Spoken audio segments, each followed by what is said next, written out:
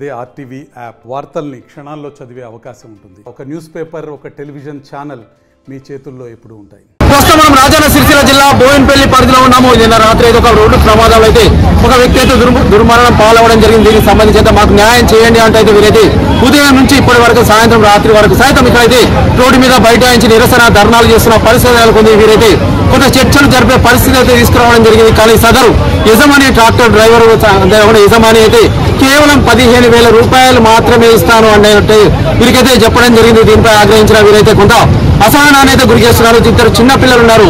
వీరైతే రెక్క అర్థం కానీ డొక్కాలని పరిస్థితిలో వీరైతే పోషణ అయితే జీవనం అయితే కొనసాగిస్తున్నాడు. వ్యక్తి ఇద్దరు పిల్లలతో పాటు భార్యను పోషిస్తే జీవనం అయితే కొనసాగిస్తున్నాడు. నేనైతే రోడ్డు ప్రమాదాలు అయితే మృతి చెందడం జరిగింది. దీనికి సంబంధించి ఇక్కడ వీరి బంధువులు అయితే ఉదయం నుంచి అయితే నిరసనలు ధర్నాలు చేస్తున్నారు. ప్రస్తుతం అయితే ఒకసారి అయితే వారి బంధువులతో అయితే ఒకసారి మాట్లాడే ప్రయత్నం చేద్దాం. అసలు సదరు యజమాని ఏం చెప్పాడని ఒకసారి వారి మాటలు తెలుసుకున్నాం. సార్ చెప్పండి, మీరు మాట్లాడేదా ఏం చెప్పాడండి? మేము పొద్దున 6 గంటల నుంచి మాట్లాడుతున్నాడు. ఎవరు మమ్మల్ని పట్టించుకోలేదు. ఒక గొర్రెల కాపారి మమ్మల్ని ఎవరు పట్టించుకోలేదు. అధికారులు పట్టించుకుంటున్నారు, ఎస్ఐ గారు పట్టించుకుంటున్నారు, ఎవరు పట్టించుకుంటున్నారు. ఏమైనా ఒక 15,000 డబ్బులు ఇస్తా ఉంటుంది. మాకు మేము అంతా అడుకుంటున్నాము. మాకు న్యాయం కావాలి. కానీ మాకు న్యాయం చేతలేరు ఎవరు.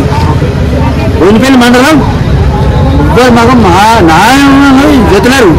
మేము ఒక గరీబీ పరిస్థితి. ప్రస్తుతం మానవత్వం అంతా కలిసి మేము భావించవచ్చు. మాకు ఏమి ఉండదు. మాకు ఎవరు లేకపోతే ఈ 15,000 ఇస్తూ ఉంటుంది కదా.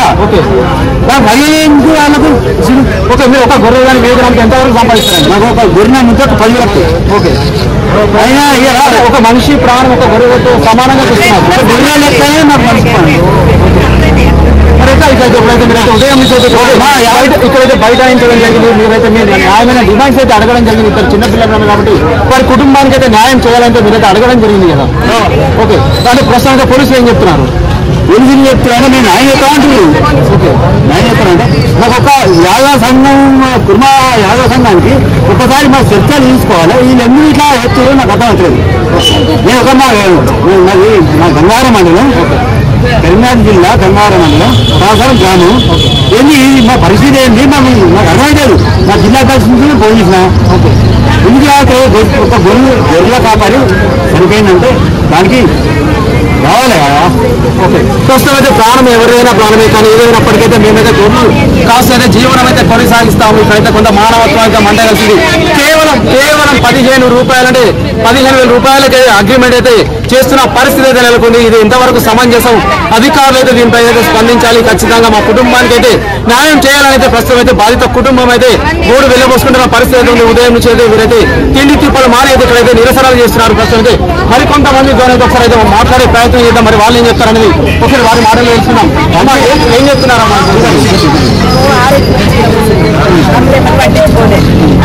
మమ్మల్ని ఏమన్నా అంటే బెదిరిస్తాడు పోలీసు. ఆ బెదిరించి మమ్మల్ని కేసులు పెడతా, మిమ్మల్ని ఇల్లేస్తా అని మమ్మల్ని పొద్దుగాల వస్తుంది ఇదో బెదిరిస్తారు. కానీ మాకు న్యాయమే చేయలేదు. మాకు న్యాయమే చేయలేదు, ఏం చేయలే. మాకు న్యాయం చేయాలని మేము పొద్దుగాల 6 వచ్చి కూర్చున్నాం. అయ్యా ఆడికే వచ్చిన పోలీస్ స్టాండ్లు ఉన్నాం. పోలీస్ స్టాండ్ నుంచి వచ్చి బస్ స్టాండ్ ఉన్నాం. బస్ స్టాండ్ ఉన్నా కానీ మమ్మల్ని పట్టించుకున్నాం లేరు. గరీబు బతకద్దు, గరీబు బతకద్దు. చేయాలంటే చేస్తలేరు. గరీబులు ఉండద్దు. బోయినపల్లి ఏ ఊళ్ళో గరీబులు ఉండద్దు. పోలీస్ స్టాండ్లు కష్టపడతాయి, అన్ని కష్టపడతాయి. చాలా 3 సంవత్సరాలు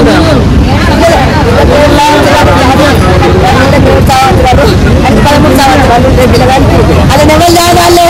అంత కట్టం చేసేటోడు అవతల పడ్డాడు. మా తమ్ముడు లేడు, మా తమ్ముడు అయ్యలేడు. మేము ఎవరిని పట్టుకొని వాళ్ళని కావాలే. అది ఎవరు తీవి ఉన్నారు, ఇల్లు లేదు, రేకులు వేసుకొని మేము ఉన్నాడు.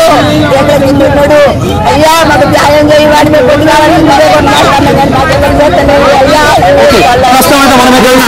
ప్రస్తుతం అయితే మనమైతే చూస్తున్నాము. మేము పేదరికంలో పుట్టడమే మేము చేసిన తప్ప అనేది వీరైతే ప్రధానంగా మాట్లాడుతున్న పరిస్థితి అయితే ఉంది. మాకైతే న్యాయం చేయండి. ఇద్దరు చిన్న పిల్లలు ఉన్నారు. 10 సంవత్సరాల పాప అయితే ఉంది, 13 సంవత్సరాల అబ్బాయి అయితే ఉన్నాడు.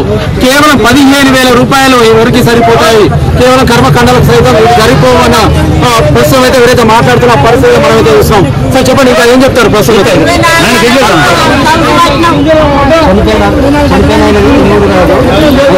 చాలా ఫాదర్ వెళ్ళొచ్చిండు.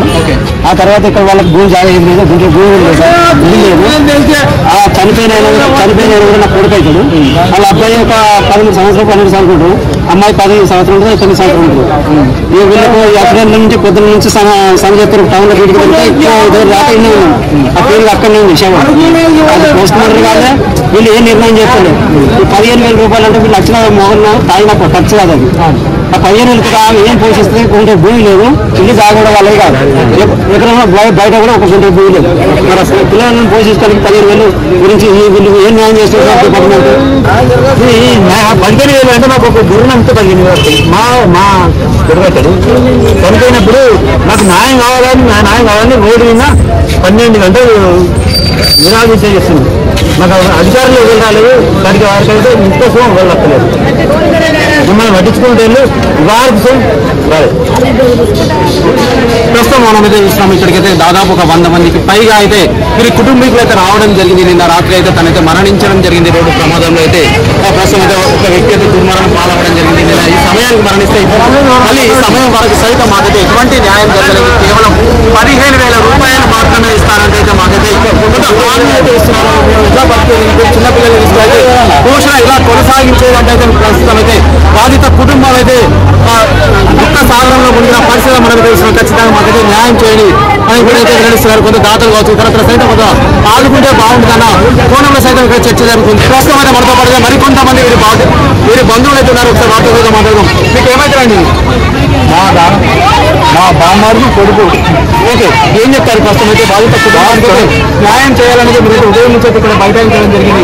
కానీ కేవలం 15,000 రూపాయలు ఇస్తామని మనకి వాళ్ళు అన్నారు 15,000కు 15,000 మేమే ఇస్తాం. వారికి రాజు ఖర్చుకు, వారి వర్తలకు, కుమ్మరం కుండకు, కొత్తలకు విధాలు ఇవ్వాలి కాలేదండి. ఆ 15,000 మేమే ఇస్తాము, మీకే వాపస్ ఇస్తాం, మీరేమీ ఎక్కువ గారు అంతే. అర్థమైందా? ఇంకా ఇచ్చేదంటే నేను ఎక్కువ ఇస్తాను సరి, లేకపోతే దీన్ని తీసుకొచ్చి మీ ఇంట్లో చేస్తాం. నాకు కావాల్సింది అది. ఎందుకయా ఇంత పెద్ద ఊరు మండలం అయింది, మండలానికి 15,000 ఇస్తారు ఒక మంచి మన జీవితంతా ఒక కొన్ని కోట్లు పెట్టే దొరకదు జీవి. నా జీవితం పోతే దొరకదు జీవి. ఒక గొయ్య పిల్ల ఇల్లునే కాదు, వారికి ఇచ్చే 15,000 నీకు లేకపోతే లేవని చెప్పు. ఎందుకయా ఇప్పుడు లేకపోతే లేవని చెప్పు. నా దగ్గర లేవు, ఇటా మీరు ఏమైనా వేసుకొని నన్ను ఏమైనా వేయరని మీరు మాట్లాడు. నువ్వు చెప్పు మాకు ముందటిగా చెప్పు. నిన్ను కొట్టవా? పోలీసు వాళ్ళు చుట్టూరు ఉండగా కొట్టం అసలే కొట్టం. పోలీసులు అసలే కొట్టం. 25 లక్షలు ఇవ్వండి, లేకపోతే నేను తీసుకొచ్చి నీ ఇంట్లో చేస్తాం, సేవను తీసుకొచ్చి నీ ఇంట్లో చేస్తాం. నువ్వేం చేసుకుంటావు? అవసరం అనిపిస్తే నీకు కావకపోతే ఇప్పుడు ఆదివాళ్ళే డబ్బు 1000 రూపాయలు అడుగుతారు, కట్టెలు తీసుకొస్తే 5,000, పాడు వేస్తే 4,000. ఇవన్నీ ఎడుకలు పెట్టాను 15,000 వాడు. వాడు పుట్టేది తిన్నామంటే తిండే లేదు. వీడు ఇవన్నీ ఎడుకలు తీసుకొచ్చి పెట్టాడు. చెప్పు దీన్ని ఆలోచించి మీరు చెప్పి మాకు ఇవి, లేకపోతే మీ ఇంటికాడ తీసుకొచ్చి చెప్తాం.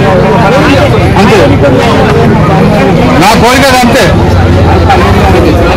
ప్రస్తుతం మనమైతే చూస్తున్నాము. కొంతమైతే వీరైతే కొంత యుక్త సాగరంలో మునిగిన పరిస్థితి అయితే మనమైతే చూడడం జరుగుతుంది.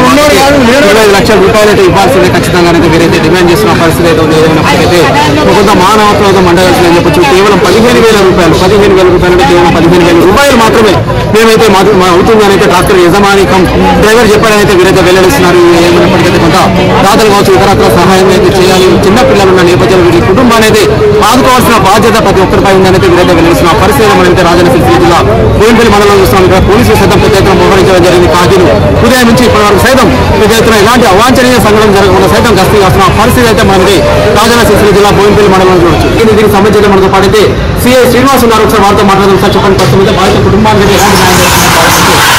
చిన్నపిల్లలు ఉన్న నేపథ్యంలో మా కుటుంబానికి న్యాయం చేయాలంటే ఉదయం నుంచి రాత్రి వరకు అయితే రోడ్డుపై అయితే బైఠాయించడం జరిగింది. ఎందుకు బాధిత కుటుంబానికి సంబంధించి నిన్న సాయంత్రం 6 o'clock 6:30 సమయంలో సుంకని మల్లేశం అనే వ్యక్తి తన మేకల మంద దగ్గరికి 2 వీలర్ వెళ్తూ ప్రమాదవశాత్తు ఒక ట్రాక్టర్తో యాక్సిడెంట్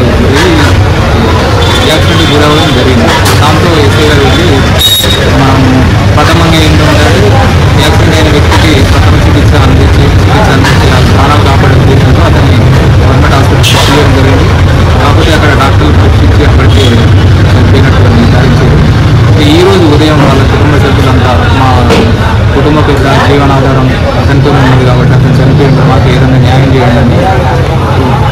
అందరూ కలిసి గ్రామస్తులందరూ కలిసి కొంచెం ఆందోళన నిర్వహించడం జరిగింది. మేము పోలీస్ శాఖ తరఫున ఏంటంటే కేసు పకడ్బందీగా చేశాము. దాంట్లో ఆ నిందితుడికి శిక్ష పడేలాగా వీళ్ళకు ఏదైనా ఇన్సూరెన్స్ కానీ వచ్చేలాగా కూడా మేము చేస్తామని హామీ ఇచ్చినాం. అతనితో ఆ వ్యక్తితో కూడా కొంచెం చర్చలు జరిగినాయి. అది కొలికి రాలేదు. కానీ మేము బాధిత కుటుంబం తరపున ఏమన్నా వాళ్ళకి ఏదైనా మా పోలీస్ తరపున ఏదైనా న్యాయం చేయడానికి మా వంతు ప్రయత్నం మేము చేస్తాం. ఓకే, ప్రస్తుతం చూసినట్లయితే వాళ్ళు ఏమైనా కేసులు ఏమైనా నమోదయ్యాయి? నిన్న రాత్రి వాళ్ళ కుటుంబ సభ్యులు వాళ్ళ భార్య జల ఇచ్చింది, సుంకని జల ఇచ్చిన ఫిర్యాదు మీద కేసు నమోదు చేసినాం. అయితే వీరి ఆందోళన నిర్వహించే క్రమంలో ఒక్కొక్కసారి ఏంటంటే కుటుంబ సభ్యులు మాకు తక్షణం పరిష్కారం కావాలని అంటారు. చట్టపరంగా ఒక ప్రక్రియ అనేది ఉంటుంది. కేసు నమోదు చేస్తాం, ఛార్జ్షీట్ ఫైలింగ్ ఉంటుంది, కోర్టు తీర్పు ఉంటుంది. అప్పటి వరకు వీళ్ళు వెయిట్ చేయాల్సి ఉంటుంది. మధ్యలో పరిష్కారం గురించి ఇప్పటికిప్పుడే కావాలని ఆందోళన నిర్వహించడం అనేది మిగతా ప్రజలకు ఇబ్బంది కలిగినట్లయితే కేసులు నమోదు చేయడం జరుగుతుందని వాళ్ళకి నచ్చజెప్పింది. దాంతో వాళ్ళు కొంచెం మాకు కూడా సహకరించారు. మేము ఈ కేసులో కూడా వాళ్ళకు న్యాయం జరిగేలా చూస్తాం. ఓకే, అంటే కొంత మానవతా దృక్పథం విషయంలో సైతం కొంత ఎవరైతే ఇప్పుడు నిందితులు కొంత 15,000 రూపాయలు ఇస్తామని చెప్పడం జరిగింది. దీనివల్ల సైతం కొంత అసహనాన్ని అయితే వారు అయితే వ్యక్తం చేస్తున్నారు. దీనికి సంబంధించి వారి నుంచి ఏమైనా డబ్బులు వచ్చే అవకాశాలు ఏమైనా ఉన్నాయా? అది మనకు సంబంధించిన విషయం కాదు. వాళ్ళు బాధిత కుటుంబ సభ్యులు వాళ్ళు తెలిసిన వాళ్ళు కాబట్టి వాళ్ళు కొంచెం పెద్ద మనుషులు వెళ్ళి మాట్లాడుకోవడం జరిగింది. దాంట్లో వీళ్ళు డిమాండ్ చేసినంత వాళ్ళు ఇవ్వలేదన్నట్టుగా వాళ్ళు కూడా చెప్పడం జరిగింది. మేము వరకు కేసు పకడ్బందీగా చేస్తాం. చట్టపరంగా ఏముంటుందో ఆ ప్రక్రియను మాత్రం సవ్యంగా చేస్తాం. దాంట్లో బాధితుల పక్షాన్ని మేము ఉంటాం. ఓకే, ప్రస్తుతం మనమైతే విషయం మనతో పడితే శ్రీనివాస్ అయితే మాట్లాడడం జరిగింది. ఖచ్చితంగా బాధిత కుటుంబానికి న్యాయం చేయడమే మా లక్ష్యం అన్న విధంగా అయితే వీరైతే వెల్లడిస్తున్నారు. ఏదైనప్పటికైతే కొంత వీరు సైతం వాటిని సహకరించిన నేపథ్యంలో ఎటువంటి కేసులు అయితే కాలేదు. మృతుని భార్య జల ఇచ్చిన ఫిర్యాదు మేరకైతే మేమైతే కేసులు అయితే పకడ్బందీగా అయితే రాయడం జరుగుతుంది. ఖచ్చితంగా ఎఫ్ఐఆర్ అయితే కట్టడం జరిగింది. బాధిత కుటుంబానికి న్యాయం చేస్తాం. ఖచ్చితంగా వీరు సైతం మాకైతే సహకరించాలి అనేది సిఐ శ్రీనివాస్ చెప్తున్న పరిస్థితి అయితే మనం అయితే రాజన్న సిరిసిల్ల జిల్లా బోయినపల్లి మనం చూడవచ్చు. Okay studio. మరిన్ని వీడియోస్ కోసం ఛానల్ ని సబ్స్క్రైబ్ చేయండి. లేటెస్ట్ అప్డేట్స్ కోసం వాట్సాప్ ఛానల్ ని ఫాలో అవ్వండి. అండ్ లింక్ డిస్క్రిప్షన్ లో ఉంది.